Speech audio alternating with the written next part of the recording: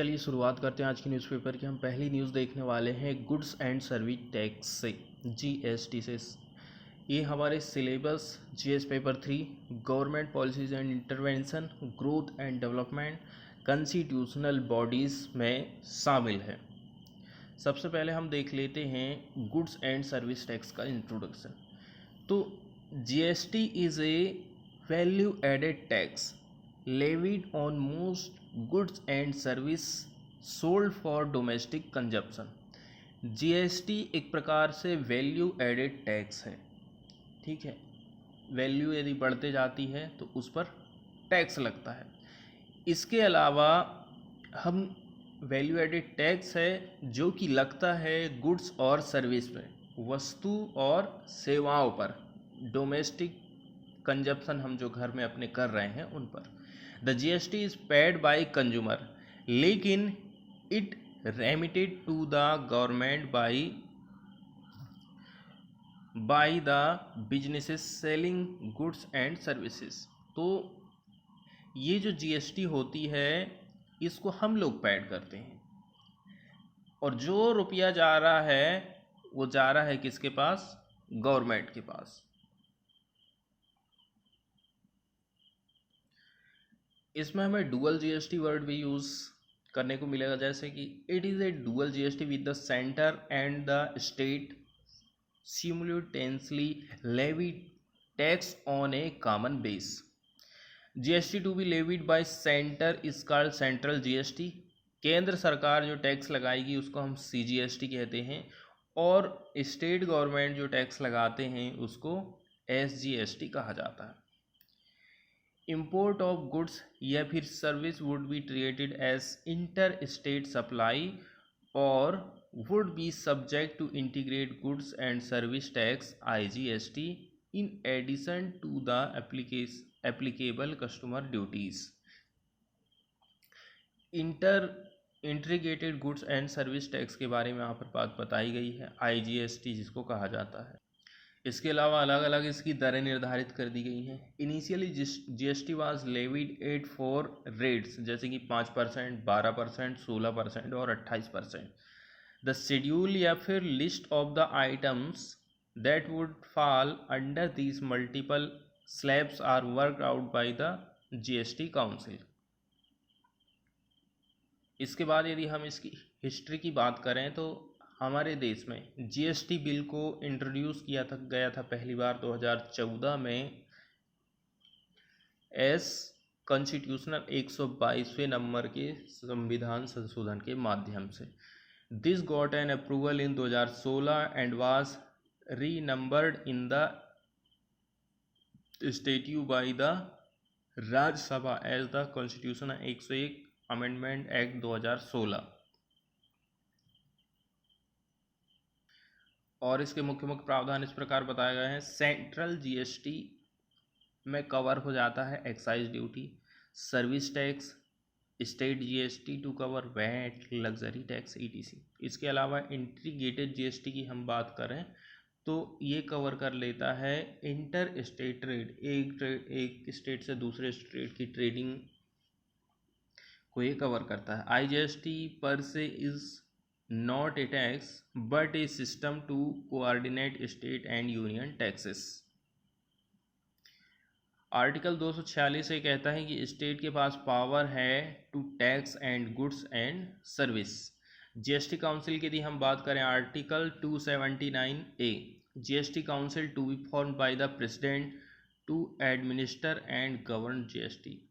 तो आर्टिकल 279 ये कहता है कि जीएसटी काउंसिल का निर्माण प्रेसिडेंट के द्वारा किया जाएगा ताकि इसका एडमिनिस्ट्रेशन और गवर्निंग हो सके, किसकी? जीएसटी की।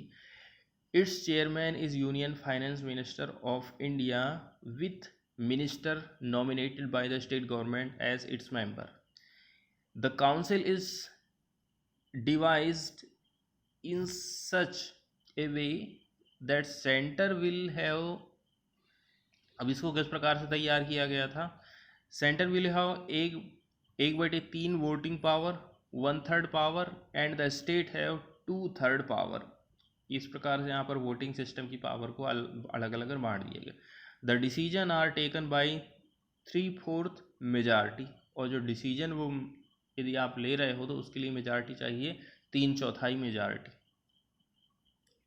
यहाँ पर कुछ कुछ रिफॉर्म्स के बारे में बात कही गई है। Reforms brought about by GST: creation of a common national market, mitigation of cascading effect, reduction in the tax burden, making Indian product more competitive, easier to administer. इसके अलावा कुछ एडवांटेज यहाँ पर बताए गए हैं, जैसे create a unified common market, streamline taxation, increase tax compliance, discourage tax evasion. अब इसको हम और भी सरल शब्दों में समझ लेते हैं। जीएसटी, जिसको हम हिंदी में वस्तु एवं सेवा कर कहते हैं, एक व्यापक मल्टी लेवल और गंतव्य आधारित टैक्स होता है जो प्रत्येक मूल्य में जोड़ा जाता है। अब हम इसकी एक एक टर्म को समझ लेते हैं। ठीक है, सबसे पहले हम मल्टी लेवल शब्द को समझते हैं। कोई भी वस्तु के निर्माण से लेकर के लास्ट पॉइंट, मतलब हम उसको यूज़ कर रहे हैं, तब तक वो कई सारे चरणों के माध्यम से गुजरती है। पहला चरण है कोई भी कंपनी कच्चे माल को खरीदती है, दूसरे में फिर उसका प्रोडक्शन करती है या फिर निर्माण करती है, फिर सामग्रियों के भंडारण या वेयर हाउस में डालने की व्यवस्था की जाती है। इसके बाद रिटेलर या फिर फुटकर विक्रेता के पास माल जाता है और अंतिम चरण में रिटेलर आपको मतलब उपभोक्ता को माल बेचता है। यदि हम विभिन्न चरणों को एक सचित्र विवरण यदि देखें तो इस प्रकार से बनेगा। कच्चे माल की खरीद की जाती सबसे पहले। ठीक है, मान के चलो यहाँ से किसी ने गेहूँ खरीदा, इसके बाद उसने आटा तैयार किया या फिर कोई और प्रोडक्ट बनाता है, जैसे कि ब्रेड बनाता है। अब इसको भेज देता है वो होलसेलर के पास में, होलसेलर रिटेलर को बेचता है और फिर लास्ट में रिटेलर से हम खरीदते। इस प्रकार से इसके अलग अलग लेवल हो गए हैं। इसी को ही कहा जाता है कि ये जो है अलग अलग स्तर पर टैक्स लगाया जाता है। अब इन चरणों में जीएसटी लगेगा और ये एक मल्टी लेवल टैक्स हो गया। कैसे हो गया? ठीक है, सबसे पहले हमें वैल्यू एडिशन के बारे में बात कर लेते हैं। मान लीजिए कि एक व्यक्ति शर्ट बनाना चाहता है, इसके लिए उसको धागा खरीदना है। ये धागा निर्माण के बाद एक शर्ट बनता है। इसका मतलब ये हुआ कि जब ये एक शर्ट में बुना जाएगा, धागे का मूल्य बढ़ जाएगा। फिर निर्माता इसको वेयर हाउसिंग या फिर जिसको आप कह सकते हैं होलसेलर, अब ये क्या करेगा, शर्ट में लेबल और टैग लगा देगा। ये मूल्य का एक और संवर्धन हो जाएगा। इसके बाद होलसेलर रिटेलर को बेच देगा, जो प्रत्येक शर्ट को अलग से पैकेजिंग करेगा और शर्ट के विक्रय में निवेश करता है। इस प्रकार निवेश करने से प्रत्येक शर्ट के मूल्य में बढ़ोतरी होती जाती है। इसीलिए 50 रुपये की शर्ट हमको 400 रुपये में मिलती है। इस तरह से प्रत्येक चरण में मौद्रिक मूल्य जोड़ दिया जाता है, जो मूल रूप से मूल्य की वृद्धि बताता है। यहाँ अलग अलग इसके लेवल बताए गए हैं, हर लेवल पर उसकी कीमत बढ़ते जाती है। अब एक चीज़ हमें और सीखना है, गंतव्य आधारित। तो ये पूरी वस्तु का जो निर्माण हो रहा है, इसके दौरान सभी लेन देन पर जीएसटी लगता है। इससे पहले जब एक उत्पाद का निर्माण होता था तो केंद्र ने विनिर्माण पर उत्पाद शुल्क या फिर एक्साइज ड्यूटी लगा दी थी। अगले चरण में जब आइटम बेचा जाता है तो स्टेट जो है वैट जोड़ देता है। फिर बिक्री के अगले स्तर पर एक वैट लग जाता है। तो पहले टैक्स लेवी का स्वरूप इस प्रकार से था। यहाँ पर बताया गया है, कच्चे माल की खरीद पर वैट लग गया। फिर यदि आप प्रोडक्शन कर रहे हो तो वेट प्लस एक्साइज ड्यूटी लग रही है। होलसेलर के पास गई है वस्तु तो फिर वहाँ वैट लग जा रहा है। ठीक है, अब रिटेलर के पास रिटेलर बेच रहा है तो फिर उसको वैट देना पड़ रहा है और फिर जाके हमारे पास वो वस्तु आ रही है। अब बिक्री के हर स्तर पर जीएसटी लगने वाला है। मान लो कि पूरे निर्माण प्रक्रिया राजस्थान में हो रही है और कर्नाटक में अंतिम बिक्री हो रही। जो जीएसटी खपत के समय लगाया जाता है, इसलिए राजस्थान को उत्पादन और वेयर हाउसिंग के चरणों में राजस्व मिलेगा। लेकिन जब राजस्थान से बाहर हम माल को भेज देंगे और कर्नाटक में अंतिम उपभोक्ता तक माल पहुंच जाएगा तो राजस्थान को टैक्स नहीं मिलेगा। इसका मतलब ये हो गया कि कर्नाटक अंतिम बिक्री पर टैक्स अर्जित करेगा, क्योंकि ये गंतव्य आधारित है। इसका मतलब कर्नाटक अंतिम बिक्री पर राजस्व अर्जित करेगा। अब यदि हम न्यूज़ की तरफ आएंगे तो जीएसटी कलेक्शन जो है अगस्त के महीने में थोड़ा कम हुआ है, लेकिन फाइनेंस मिनिस्ट्री को इसमें भी ग्रोथ दिखाई दे रही है। Revenues crossed 1 lakh crore, which shows economy is recovering at a fast pace. Gross goods and service tax GST revenues in August fell to 1.12 lakh crore, ठीक है, from 1.16 lakh crore collected previous month. पिछले महीने में 1.16 लाख करोड़ की वसूली हुई थी जीएसटी की, और इस महीने मतलब अगस्त के महीने में हुई है 1.12 लाख करोड़ की।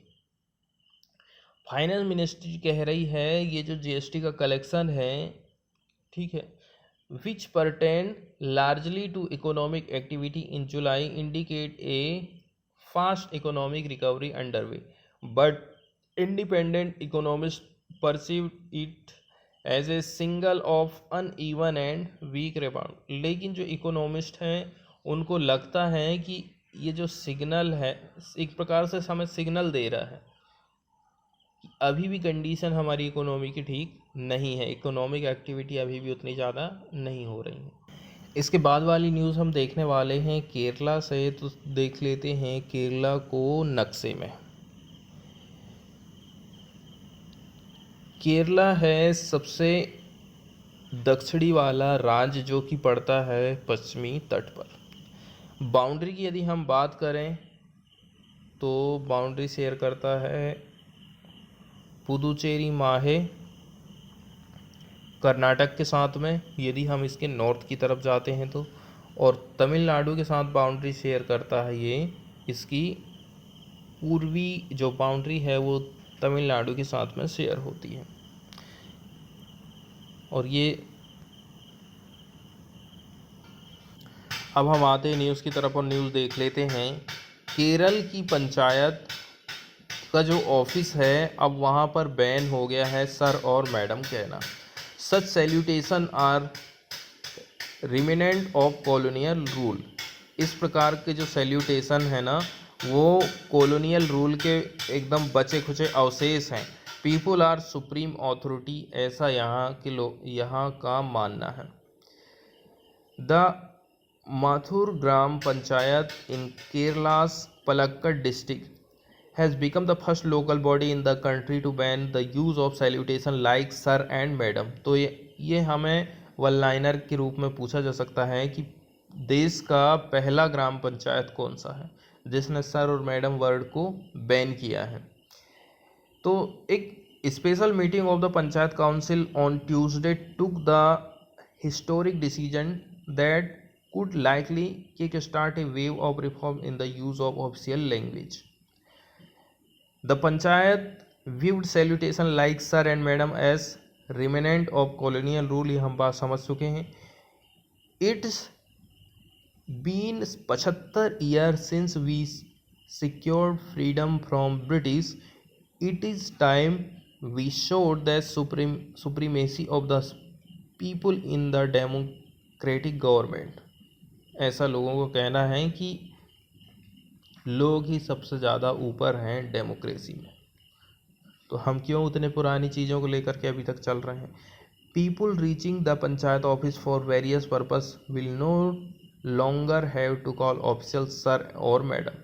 Instead they can address them by their designation, या फिर उनके नेम से आप जो है उनको संबोधित कर सकते हैं। Every panchayat official will now display their names on their table.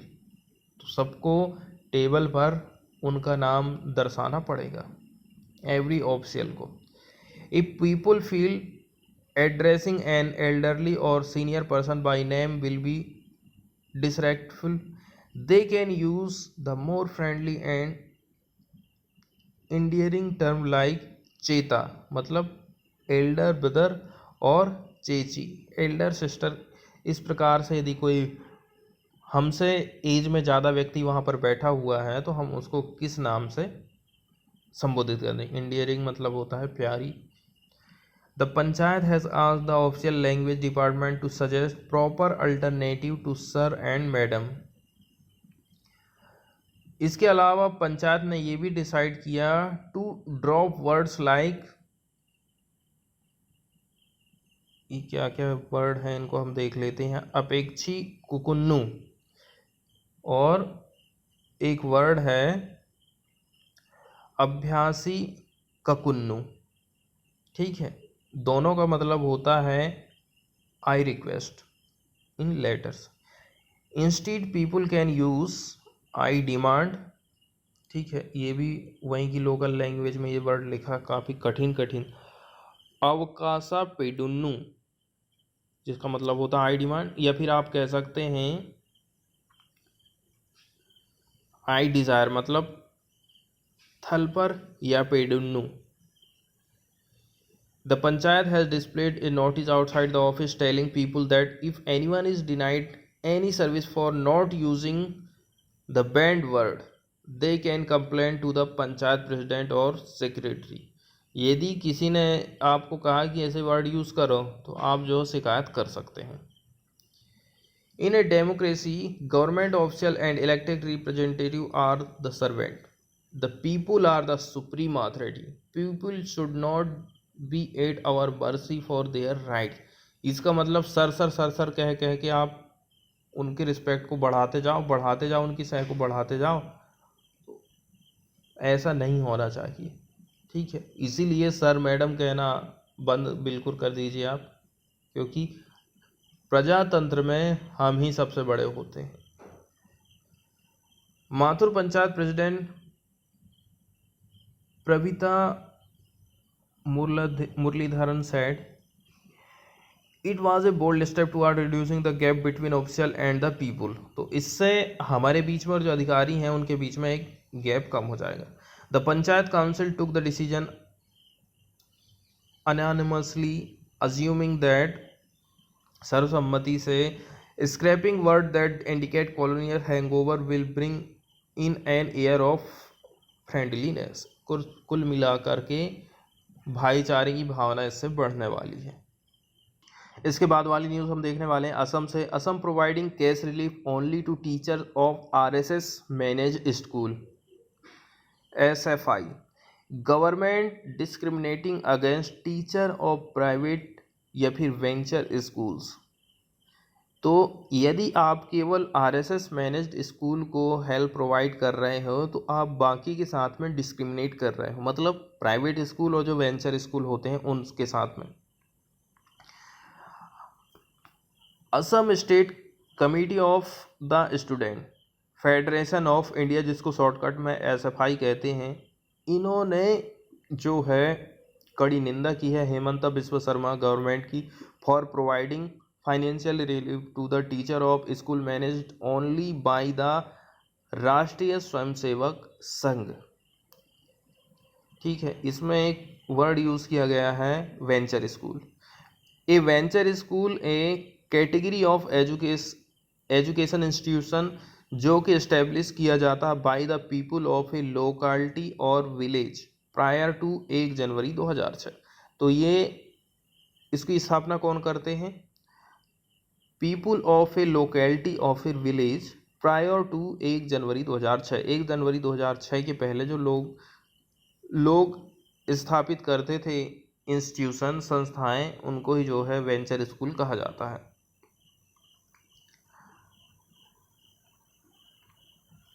इसके बाद वाली न्यूज़ हम देखने वाले हैं लद्दाख से।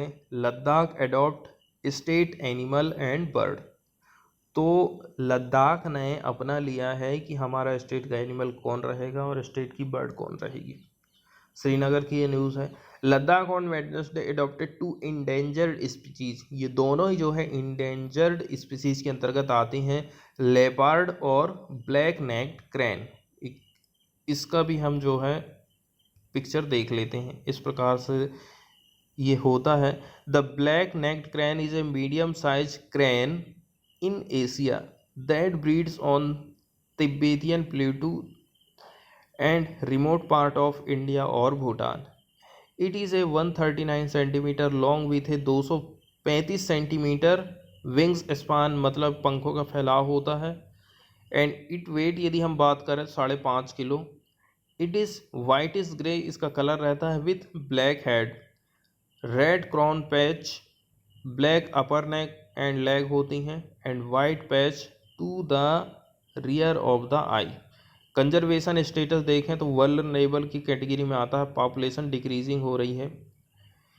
साइंटिफिक नेम ग्रस निग्रिकोलिस है, फैमिली है गुरेडी की। यहाँ पर ब्लैक नेक्ड क्रैन के बारे में बात बताई गई है। ये केवल लद्दाख रीजन में पाया जाता है। Was the state bird of Jammu Kashmir before 5 August 2019। Black necked crane and snow leopard are two endangered species in the pride of Ladakh. ठीक, black necked cranes considered loyal couples are only found in Ladakh. ये region बताया गया है Changthang region. Snow leopard whose numbers are dwindling worldwide has been categorized as vulnerable in the International Union for Conservation list। इसके बाद foreign वाली यदि piece से हम देखें तो Beijing's roll out new data law. Beijing में नए डाटा लॉ के बारे में यहाँ से हम न्यूज़ देखने वाले हैं। China's new data security law takes effect from Wednesday, the latest effort to tighten oversight of country's mammoth tech sector। ठीक है, टेक्निकल जो सेक्टर है इसके लिए ही जो है ये न्यू डाटा लॉ लाया गया है। The broadly worded law seeks to tight the leash on China's tech giant and what they do with information from their 100 of millions user. क्या करते हैं वो इतने सारे डेटा को कंपनियां। It also comes as fear grow over data security with government department becoming increasingly dependent on cloud storage service. Broad scope की यदि हम बात करें, Beijing has also flag national security concern as justification for the law as Chinese tech firm look to branch out overseas authority fear domestic data will end up in foreign hands. इसका मतलब ये हो गया कि यदि मेरी company China में है, चाइना से मैं इंडिया या फिर अमेरिका चला जाता हूँ, तो जो उनके पास डाटा मौजूद है चाइना का, वो डाटा चला जाएगा फॉरेन, इसलिए वो अपने रूल्स को टाइट करना चाहता है। जो लॉ है वो lays down the responsibility of all companies and organisation handling data. किनको किनको क्या क्या करना है यहाँ पर बात बताई गई है। It stipulate fines of up to 10 million yuan. क्या बात यहाँ पर अनुबंध किया गया है कि 10 मिलियन युआन आपको फाइन भरना पड़ेगा for a range of offences, जिसमें डॉलर में यदि देखें तो 1.55 मिलियन डॉलर हो रहा है, including leaks and failing to verify the identity of buyer और सेलर ऑफ इंफॉर्मेशन। ठीक है, इसमें क्या क्या है, आप जो जानकारी को लीक करते हो या फिर फेल हो जाते हो to verify the identity of buyer और सेलर ऑफ इंफॉर्मेशन, आप नहीं बता रहे हो किसने खरीदा है। Its scope is broad and include data store and handled with China's border as well as data abroad that could harm China's national security और राइट्स ऑफ इट्स सिटीजन।